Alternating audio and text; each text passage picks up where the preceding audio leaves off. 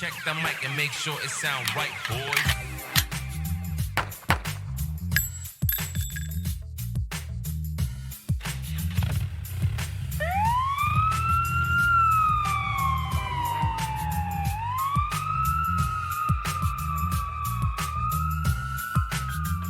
Welcome to episode 243, Joe Narrow Laratro, part of the Wise Guys series. In the Lucchese crime family, we're going to discuss how the king of gambling for Corona created an empire for the Lucchese crime family. We're going to dive into that and much more, but first we want to give our condolences to the Chicago Police Department in the recent shooting and death of Officer Elia French. And, you know, there are no words. She leaves behind a child of 2 months. And again, this is the atmosphere that a lot of politicians have created, a disrespect for police, a disrespect for authority. And this is always going to be the outcome, that you're going to have to start burying officers. And it's sad. At the end of the episode, I want to give a brief audio portion of the actual shooting. And for those that have been in uniform or are active in uniform doing the job, you're going to relive a portion of this audio in your own personal lives. You're going to know the urgency behind this audio. You're going to know how this audio is going to change people's lives forever. You've relived it 100 times, and you don't want to ever relive it again.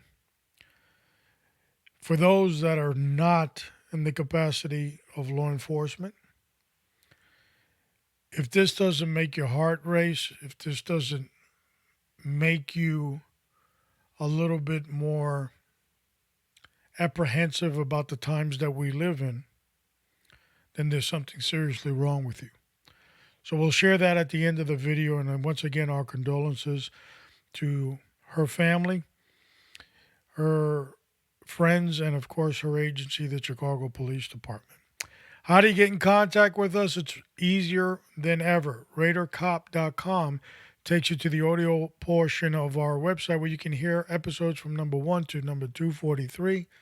And Raider Cop Nation is our official website. We can get more information on us.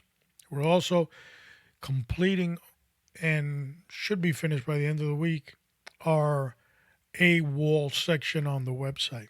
Of course, you can hear our audio podcast wherever you get your podcast. We're everywhere.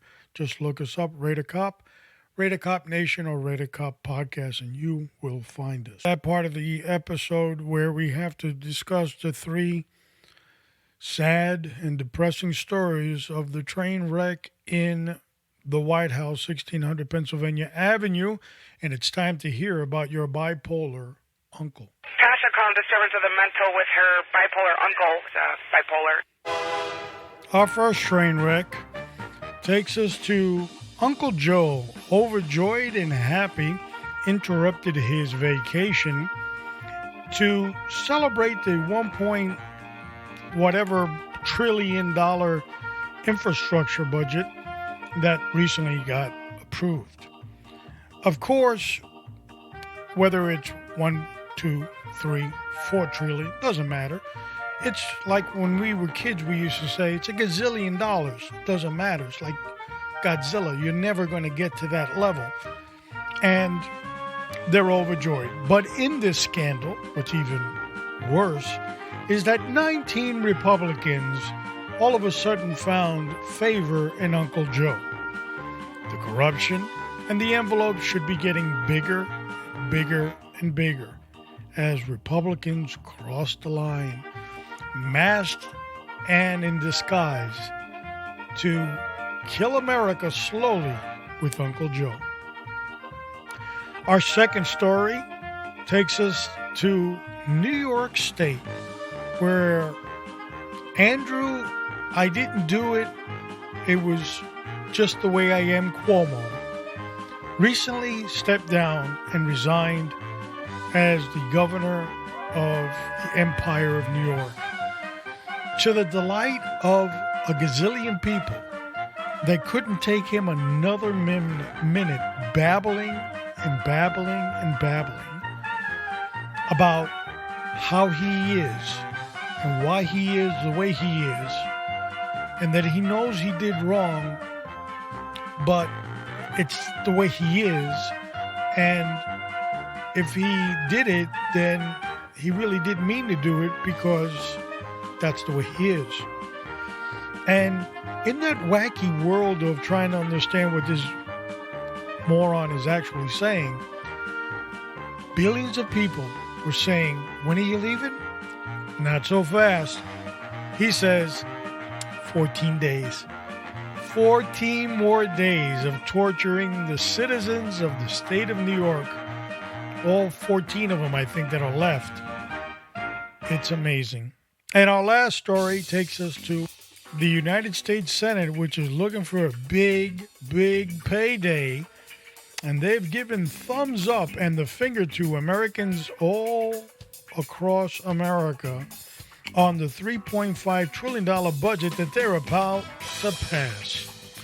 Of course, they want you to believe that there's nothing sinister going on.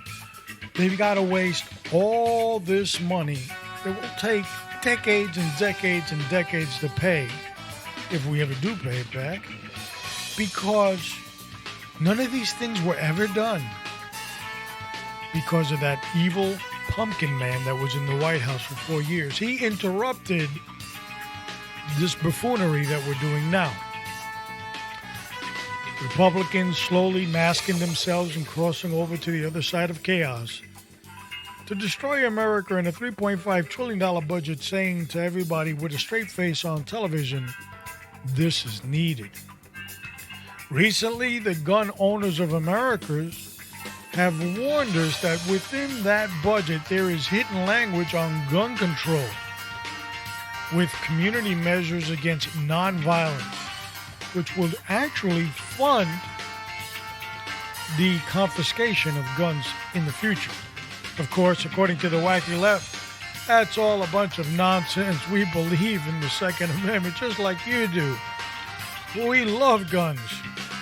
And sadly enough, there are Republicans on the other side that are just baffled by the BS, actually believe it, and say tomorrow will be a better day. Well, it's time now for that funny joke, because we need to snap you out of this bad feeling of listening to these stories.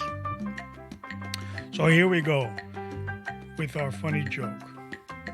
Don't forget, at the end of the joke, it's your turn to laugh. So I picked one that would be a little bit more to the subject of politics. And it goes something like this. If con is the opposite of pro, then is Congress the opposite of progress? Well, if you're not gonna laugh, then don't cry either. You know, it's either or. Today's episode 243, Joe Narrow Laratro, we are going to talk about how a member of the Lucchese crime family befriends the boss, the family of the boss, becomes a made member, learns the rackets at an early age of 12, and all of a sudden he gets thrown into position of Capo regime. And he massed an empire in gambling for the Lucchese crime family that would make them about $15 million a year. Now, in today's standards, you might say, well, it's only 15. That ain't nothing. We are going back to the 40s, 50s, 60s, and 70s. And that's a whole lot of money for that era. And for the consistency that it was done. Part of the Wise Guys series, we dive into the Lucchese crime family and we continue to look at Corona, Queens. It was a strategic location picked by Tommy Brown Lucchese, the boss of the family, that he instilled and gave that to his younger brother, Joe Brown Lucchese, and they created a gambling mecca empire. So, clowns are almost ready setting up. There you go. And we are ready for episode 243, Joe Narrow Laratro.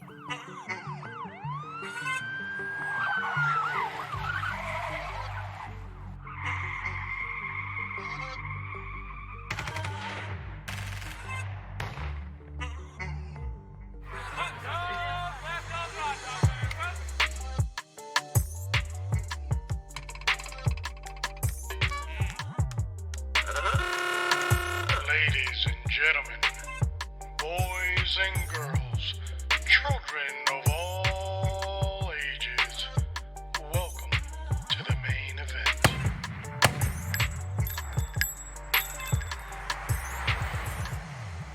Episode 243, Joe Narrow Laratro, would be born Joseph Laratro in 1916 in the confines of Corona, Queens. While growing up there, he began as a numbers runner in the 1930s at a very young age. This would teach him the operations of policy, gambling. He started off small, just running errands, but started to learn the industry at a very young age. He would grow into controlling policy and Corona, Elmhurst, and Jackson Heights. So these are three sections in Queens. He would basically be doing it under the umbrella of the Lucchese crime family. And he would also be doing it with the blessing of the underboss at the time, which is Tommy Brown Lucchese. He would grow in influence and knowledge in the area of policy and numbers to the point that he started to really impress a lot of people. But you see, Joe Narrows had a very influential friend that he befriended at a very young age in the 1930s by the name of Joe Lucchese, brother of Tommy Brown Lucchese. Joe Brown, as he was known as, would at the time get involved in Cosa Nostra, become a soldier for a short time, and promoted by his underboss brother to Capo Joe. And they would look at the area of Corona, Queens as their home headquarters area. And the instructions from Tommy to Joe Brown Lucchese was create an empire within the structure. Why Corona? We discussed that before when we looked at Joe Brown's episode. It was an Italian, it was a highly Italian area at that time. Recruitment for Cosa Nostra is a must. I mean, you need to find a place where there are young Italian boys or men growing up. You can identify who they are, and you really don't have to worry about undercover operatives and all this other stuff. And so for the Lucchese crime family, Corona, Queens was that area. They would move from East Harlem in Manhattan to that area. So Joe Narrows would befriend Joe Lucchese. He would be inducted in the Lucchese crime family at a very young age, probably sometime in the late 30s or 40s. And he would go straight into what he was good in, and that was gambling and policy. And we'll have the definitions to all that stuff down in the show notes, the type of gambling and so forth that they were into. He would become a made member of the Lucchese crime family, as I said, and he would be assigned to his buddy, Joe Brown. Now, Joe Lucchese was a capo regime almost from the word go. And, Joe had a very powerful ally in his brother, Tommy Lucchese. We've talked about him several times. He is the underboss at this time of the Gagliano family, but he's the acting boss because the real boss wants to be pretty much incognito. So he doesn't really come out much. He really doesn't look at the troops. He doesn't attend commission meetings, sit downs, or anything like that. He sends Tommy Brown to do that. So Tommy Brown, which is Tommy Lucchese, is the underboss. In actuality, he's running both positions, boss and underboss. Of course, he's checking in with the boss, but the latitude of doing what he needs to do to bring in money is definitely given to him. He, in turn, turns around and gives it to his brother, Joe, to create what he needs to create in the area of Corona, Queens.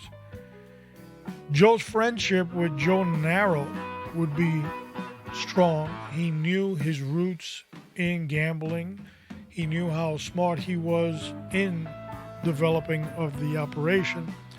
Once he was made member, he was put in Joe Brown's crew, and they would amass a fortune. The money would pour in massively, to the point that it really took the attention of a lot of other made members in the Lucchese crime family. Again, the amount that they would bring in is somewhere in the area of $15 million a year. And we discussed how it might seem like very little today, but you put those dollars from back then to today, those numbers would be outrageous. It would almost look like Joe Biden's infrastructure bill. They controlled gambling rackets, bookmaking, dice games, and card games. And each one of them were their own separate empire of making money. Joe Narrows would be in control of all of that, basically making a free, stress-free environment for Joe Brown Lucchese. As a result, those great success stories that were happening under Joe Narrow were seen by now boss Tommy Brown Lucchese as he becomes the top man after 1951. And once he comes into the helm, he gives Joe Narrow the nod to become a capo in the same area next to his brother. The regard for Joe Narrow was that strong that he was seen as a member of the immediate family of Tommy Lucchese. They were both not even competing against each other, they were actually allies. So giving Joe Narrows that position of capo was just more of a gratitude thing than anything else. It wasn't like, okay, you're a capo now, so you're going to make more money. He was just pouring in the same amount of money that was coming in and doing basically the same amount of work. But that was the gratitude that Tommy Lucchese was paying back. The feds would call Joe Narrows the overlord of gambling for the Lucchese crime family. It was notable right away from federal authorities doing investigations who controlled gambling. And that attention would leave Joe Brown Lucchese and kind of hit Joe Narrow. And maybe that would be a reason why he was promoted to capo. But nevertheless, they both were capo regimes and the authorities knew that. So it really didn't imply much. But how important was Joe Narrows? Well, let me tell you, in 1957, he would be identified by authorities in attending the mob summit in Alapaicha, New York. So this is the famous commission meeting with Cosa Nostra members from all around the country that Vito Genovese would call to order because he had just taken over the Luciano family. As a result, they just had a major commission meeting in 56. There was no need to have one in 57, but Vito insisted because he wanted to be crowned Capo de tutti capi, or better known as boss of bosses. No doubt, some people put dimes in payphones.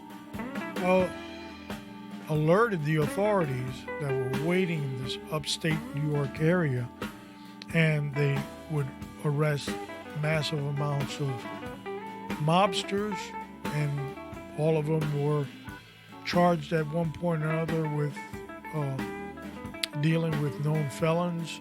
A lot of them were on probation and paroles and all this other stuff.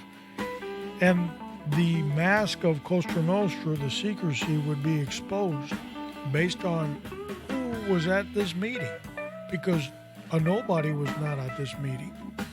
A driver of a car was not at this meeting.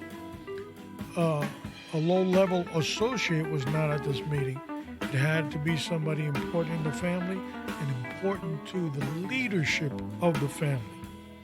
Joe Narrows would be one of these men that were identified in 1957, accompanying Tommy Lucchese. Joe Valachi, the world-renowned snitch back in the 60s, would identify Joe Narrows and Joe Lucchese as capo regimes in the Lucchese crime family and dealing in the area of gambling. Joe Narrows' right-hand man is extremely important, and he himself will grow in stature and position in the Lucchese crime family. We'll have a story on him soon, and that's Neil Miori. Now, what Joe Narrows is doing is he has been the right-hand man of Joe Brown Lucchese for decades, and then gets promoted to capo regime. Well, he took a young individual under his wing that knew policy gambling just as good as he did to keep this thing alive. And that mentorship was vital for the success of Cosa Nostra for decades to come and futures to come. It kind of gone to the wayside nowadays. It's every man for himself, but not back then. You were mentored on the business that you were good at and bringing in money to keep that flow coming in. Joe Narrows would also be a close associate of Carmine Tremonti, and we discussed him in the French Connection. So it was well liked within the high ranks of the Lucchese crime family because he was low-key, he was a straight shooter, and he was an earner. And as a result of that, he had a lot of friends within the family.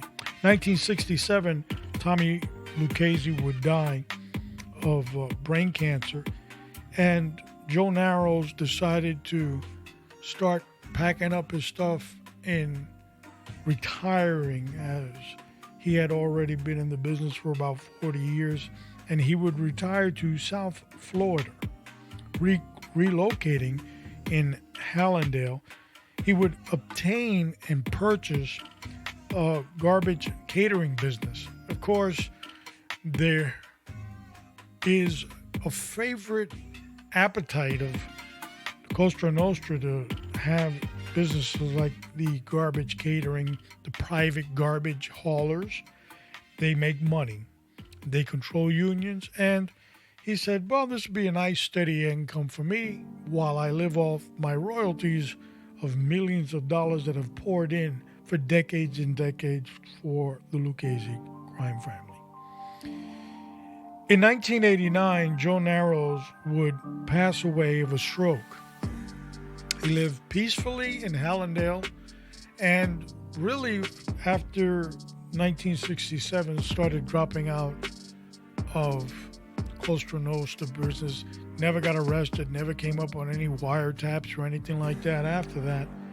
And that is because these transactions were negotiated and dealt with years earlier.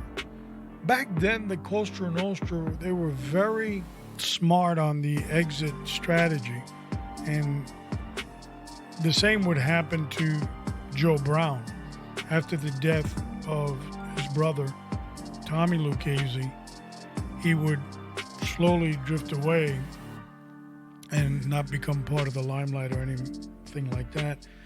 And these people had empires, and they amassed a lot of money, and they just went off into the sunset, which today you really don't see that much. You do every once in a while, but you really don't think of Cosa Nostra as having a retirement package. And in closing out this episode 243, I want to talk about one of the businesses that he had gotten into, Joe Narrow had gotten into with Joe Lucchese, probably back in the 50s, maybe. It was called Lobrasco Scrap Metal Inc. of Corona. Now, the scrap metal business or the junkyard business is a huge moneymaker for Cosa Nostra.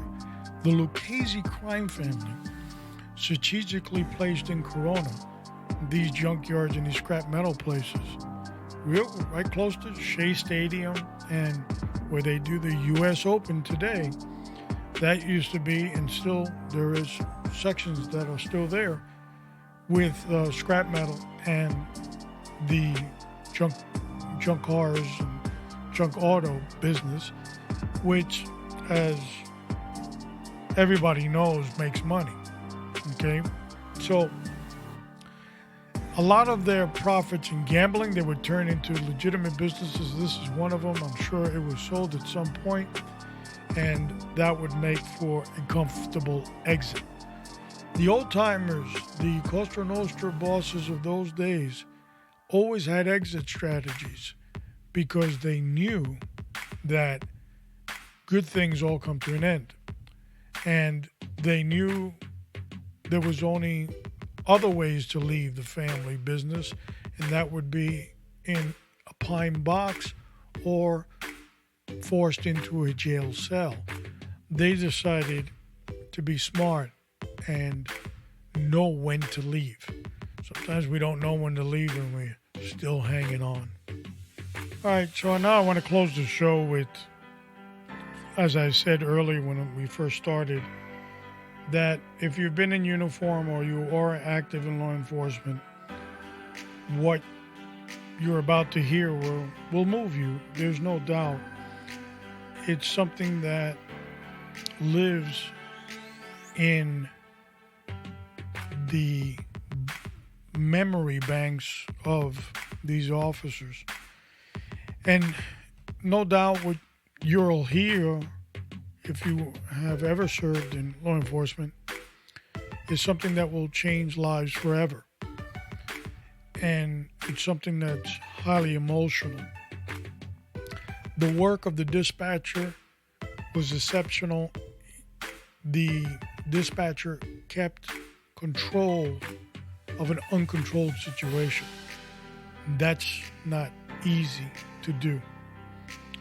You know, law enforcement personnel, whether sworn or civilian, are human beings. And they have emotions. And it's in these times where the average person would choose to run away from the problem. They have to run towards the problem. On this audio that you're about to hear, there are several things happening. One of them is a shootout with law enforcement. The other one is injured officers. The dispatcher has to coordinate a perimeter to catch the bad guys, and he also has to coordinate the rescue of the officers that have been shot. No easy task. You can't really learn this in a book and say, okay, I took the course, I know. This is something that comes through experience, and my hat goes off to that dispatcher in Chicago. Excellent job. And again, our condolences to those officers that lost their own in this shootout.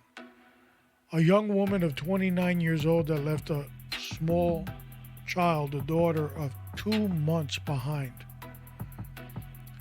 I don't care where you stand in the political spectrum. If you could justify it, you're an animal. Because I can't. I cannot justify it. So let's do the word of the week. Then we'll play the audio version of this, and we'll leave you with that audio version. Understanding the struggles that every law enforcement hero in this country lives. Don't know if you're ever going to see your family again, and you're willing to take that risk to serve. From the book of Mark, chapter 8, verse 35, it says, "For whoever desires to save their life will lose it, but whoever loses his life for my sake and the gospel will save it."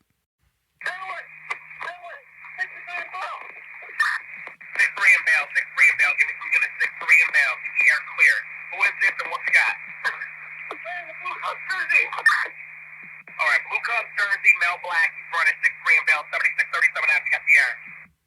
Mel Black's the blue cup jersey, what's he wanted for, 6'3" and Bell?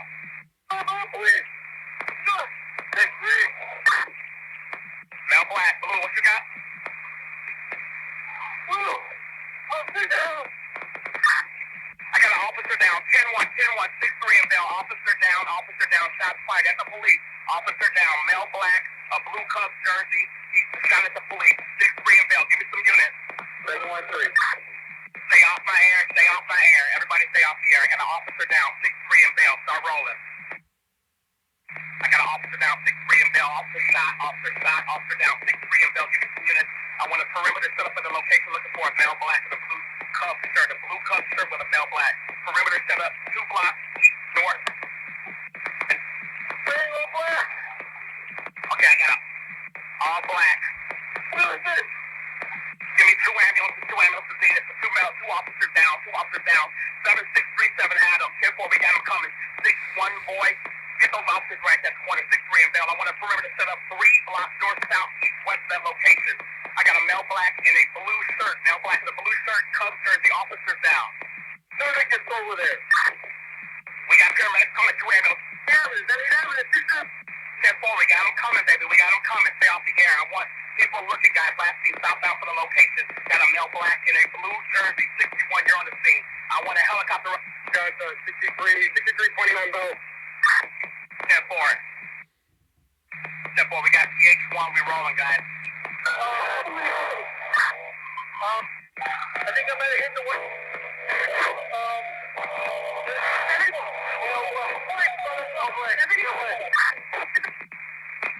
Female with the emergency, go with it.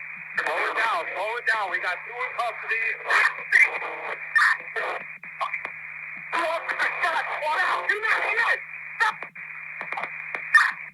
Stop the car there, guys. Stop the car. Guys, listen. Got 2 officers down. We need a perimeter, guys. 6'3". We got 2 in custody right now. 2 in custody. I need a perimeter, guys. Start a route to the hospital. Give me PH1.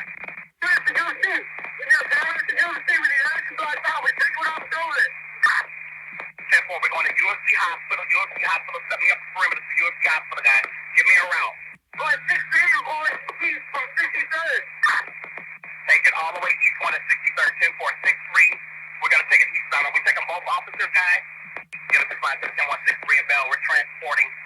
officers to USC Hospital. I want all of 63 going eastbound stop.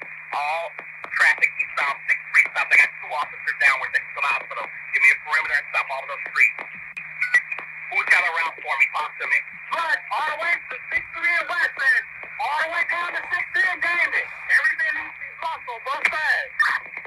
Get a spot to the 10-1. I get a route set up. Eastbound 63. Eastbound 63. Take it down to Western. Take it down to Western. All traffic eastbound 63 to Western. We're taking it to USC for the 10-1 to officer stop. What are we going to Holy Cross? We have an officer in our car. We're going to USC with him. We're going down 63rd to state to 5555 over. Listen to me, officer.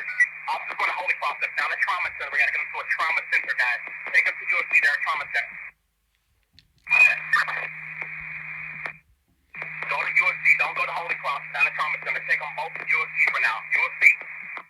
Go with the officer that's approaching 63rd Halstead. Approaching 63 in Halstead now. 63 in Halstead. All units 63, Damon and Western Block. We're going to USC.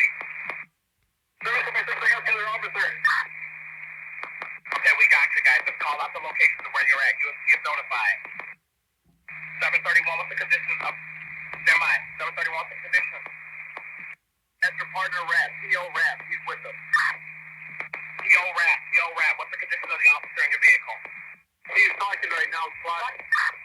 Okay, 10-4. Whoever has my other officer, what's the condition, guys? 736, he's not responsive. He's unconscious. He's looking from the base. I'm heading right now north on 63rd and Halstead. About 65th down to east. Alright, 10-4. We got him going, guys.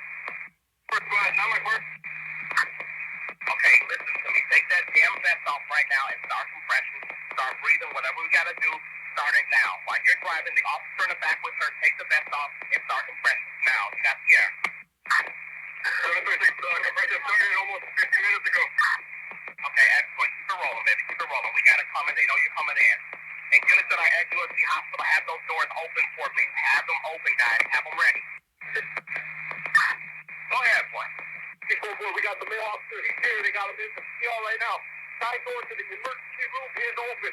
Bring him to the emergency room side. Right, bring him to the emergency room side, guys. Guys, male officer going to the ER. Bring him to the emergency room. And the other female officer, please get her in there, guys. Make it quick. Be safe getting there, but make it quick. R3, repeat that last transition. Shot in the head between the eyes. Both officers don't respond to the hospital. You'll see. CPR clear. Looking for offenders? We have 2 in custody. These are only guys that were shooting guys in custody. 6-foot boy, 6'3", 28. I put the other one in custody. The son being guarded by my partner, so we can get the CP over here to recover. Are these both the guys who shot? Are these both our offenders? The 4th, but